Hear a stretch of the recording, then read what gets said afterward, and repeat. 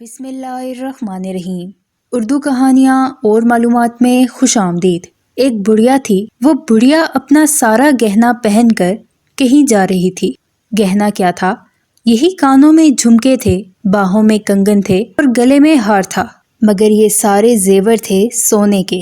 بیچاری بڑھیا کے پیچھے دو ٹھگ لگ گئے۔ دونوں بڑے چال باز، مکار اور عیار تھے۔ دونوں آپس میں گہرے دوست تھے۔ دونوں چاہتے تھے کہ بڑھیا سے سارا کا سارا زیور ہتھیا لیں، لیکن بڑھیا نے بھی اپنے بال دھوپ میں سفید نہیں کیے تھے۔ وہ ٹھگ تو ٹھگ تھے ہی، یہ بڑھیا ان کی بھی نانی تھی۔ آج کی یہ کہانی سننے سے پہلے میرے چینل اردو کہانیاں اور معلومات کو سبسکرائب کر کے بیل نوٹیفیکیشن کو آن کر دیں تاکہ آنے والی چینل اپڈیٹ سے آگاہ رہیں۔ ایک ٹھگ نے آگے بڑھ کر سلام کے بعد پوچھا کہ بڑی اماں کہاں جا رہی ہو؟ بڑھیا نے جواب دیا، بیٹا شہر جا رہی ہوں۔ دوسرا ٹھگ بولا، پھر تو خوب ساتھ ہوا، بڑی اماں ہم بھی تو شہر ہی جا رہے ہیں۔ بڑھیا نے کہا، ہاں بیٹا اچھا ہو گیا۔ تھوڑی دیر چلنے کے بعد ایک ٹھگ بولا، بڑی اماں کوئی کہانی ہی سناؤ جس سے سفر کی تھکان معلوم نہ ہو اور وقت بھی جلد کٹ جائے۔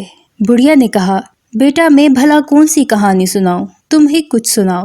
دوسرا ٹھگ بولا، ہم سنائیں، مگر بڑی اماں ایک شرط ہے، وہ یہ کہ اگر تم نے ہماری کہانی کو جھوٹ کہا تو ہم تمہارے کنگن اتار لیں گے۔ بڑھیا نے ان کی یہ شرط مان لی اور ایک ٹھگ کہانی سنانے لگا۔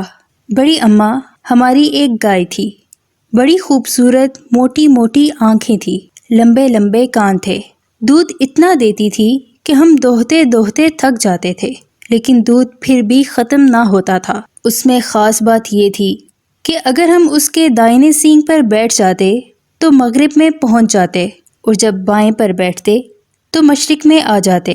پاکستان بننے پر جب ہم قافلے کے ساتھ پاکستان آ رہے تھے تو ہم پر فسادیوں نے حملہ کر دیا۔ ایک سنسناتی ہوئی گولی آئی اور ہماری گائے کو لگی، جس سے بیچاری وہیں ڈھیر ہو گئی۔ بڑھیا نے افسوس ظاہر کرتے ہوئے کہا، بڑا افسوس ہوا۔ ٹھگ نے تیر نشانے پر نہ لگتے دیکھ کر کہا، بڑی اماں اب تم کچھ سناؤ۔ بڑھیا نے کہا، اگر تم نے میری بات کو غلط جانا تو تمہیں 100 روپیہ دینا پڑے گا۔ ٹھگوں نے کہا، ہمیں منظور ہے۔ بڑھیا نے کہا، تو پھر سنو بیٹو، جب میری شادی ہوئی تو میرے والد نے ایک بیل بھی مجھے جہیز میں دیا۔ بڑا اچھا بیل تھا، کسی کو کچھ نہ کہتا تھا۔ ایک دفعہ یوں ہی باہر کھیت میں کوئی دوسرا بیل اس سے لڑ پڑا، ایسا لڑا کہ ہمارے بیل کے ماتھے پر اچھا خاصا زخم ہو گیا۔ ہم نے علاج کروائے لیکن زخم نہ بھر سکا۔ کرنا خدا کا یوں ہوا کہ بنولے کا دانہ اس کے زخم میں کہیں سے گر گیا، ہوتے ہوتے وہ اچھا خاصا پودا بن گیا۔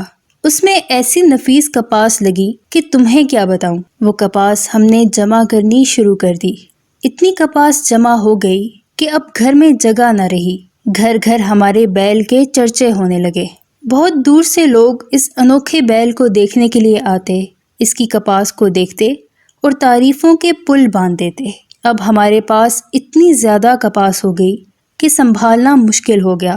ہم نے اسے کاٹنا شروع کیا اور اس کا کپڑا بنانے لگے۔ کئی قسم کے کپڑے بنوائے جس میں کھیس بھی تھے۔ ان کھیسوں میں سے 2 کھیس کہیں چوری ہو گئے۔ بیٹا خدا جھوٹ نہ بلوائے، یہ کھیس جو تم اوڑے ہوئے ہو وہی ہیں جو چوری ہوئے تھے، مہربانی کر کے یہ کھیس اتار دو۔ دونوں ٹھگوں نے اپنے کھیس بڑھیا کو دیے اور کرتے بھی کیا، شرط جو تھی مجبور تھے۔ بڑھیا نے پھر کہانی کا سلسلہ شروع کیا، ہاں تو بیٹا ہم نے اس کپاس میں سے ململ کے تھان بنوائے، ململ کے تھانوں میں سے ایک تھان گم ہو گیا۔ یہ جو تمہاری پگڑیاں ہیں اسی تھان کی ہیں، یہ بھی اتار دو۔ انہوں نے پگڑیاں بھی اتار دی، نہ اتارتے تو شرط کے مطابق 100 روپیہ دیتے۔ اب شہر نزدیک ہی تھا۔ ایک ٹھگ بولا، بڑی اماں بھوک لگی ہے۔ اماں نے کہا، اچھا بیٹا شہر آیا ہی سمجھو، مجھے اپنے کنگن بیچنے ہیں، کنگن بیچ لیں اور پھر آرام سے کسی جگہ بیٹھ کر کھانا کھائیں گے۔ وہ خاموش ہو گئے اور سوچنے لگے کہ بڑھیا کنگن بیچ لے پھر کوئی داؤ چلائیں گے۔ وہ بڑھیا کے ساتھ چلتے ہوئے اپنی دماغی سڑکوں پر تدبیروں کے گھوڑے دوڑانے لگے۔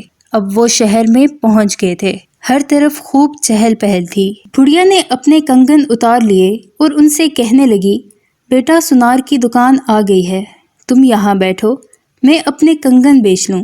وہ سنار کی دکان کے قریب ہی بیٹھ کے اور بڑھیا سنار کی دکان پر پہنچ گئی۔ سنار نے پوچھا، اماں تمہیں کیا چاہیے؟ بڑھیا نے کہا، میں اپنے 2 نوکر بیچنا چاہتی ہوں، وہ سامنے بیٹھے ہیں۔ سنار نے کہا، نوکروں کی تو ہمیں بہت ضرورت ہے، بولو اماں کیا قیمت ہے ان دونوں کی؟ بڑھیا نے کہا 300 روپے، اور بات 200 روپے پر طے ہو گئی۔ بڑھیا نے کہا، میں نوکروں سے پوچھ لوں کہ ان میں سے ایک بکنا چاہتا ہے یا دونوں؟ اور پھر بلند آواز سے پوچھنے لگی، بیٹا ایک بیچوں یا دونوں؟ ادھر سے جواب ملا، اماں دونوں بیچ دے، ایک کو کہاں رکھے گی؟ بڑھیا نے 200 روپے میں دونوں ٹھگوں کو سنار کے ہاتھ بیچ دیا اور ان کے پاس آ کر کہنے لگی، بیٹا تم یہیں بیٹھو، میں تمہارے لیے کھانا لے کر آتی ہوں۔ دونوں نے کہا، کچھ مٹھائی بھی لیتی آنا، اور بڑھیا اچھی بات کہہ کر 9-2-11 ہو گئی۔ تھوڑی دیر بعد سنار نے انہیں بلایا اور دریاں جھاڑنے کا حکم دیا تو ان کو حقیقت معلوم ہوئی اور انہوں نے کہا، ارے وہ تو ہماری بھی نانی نکلی۔